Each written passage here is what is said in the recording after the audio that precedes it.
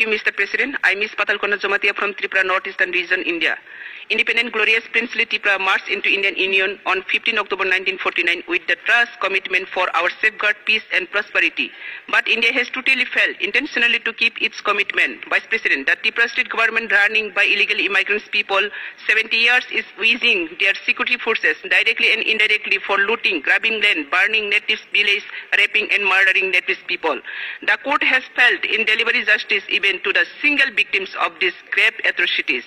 In the recent incident of Tripura regarding the Citizenship Bill amendment, the security forces attacked on peaceful student demonstration and also attacked the statue of the King Empire Bir Bikram Kishore Manikya after the operation in the birds on the village on innocent people at Madhavbari on 8 January 2019 this year. Which are bullet injury taken by ambulance, they are also attacked again by the security police. The indigenous people of Tripura, Arunachal, Manipur and entire Northeast don't have the rights of democratic peaceful demonstration in our own homeland. Exploitative administration has reached to its peak and Tripura natives are on birth extinction. Mr. President, Mr. Vice President, as the situation is worsening in the state, we urge the Council to set up commission of inquiry to assess status of Borok people and entire Northeast and help us to prevent from the extinction of natives.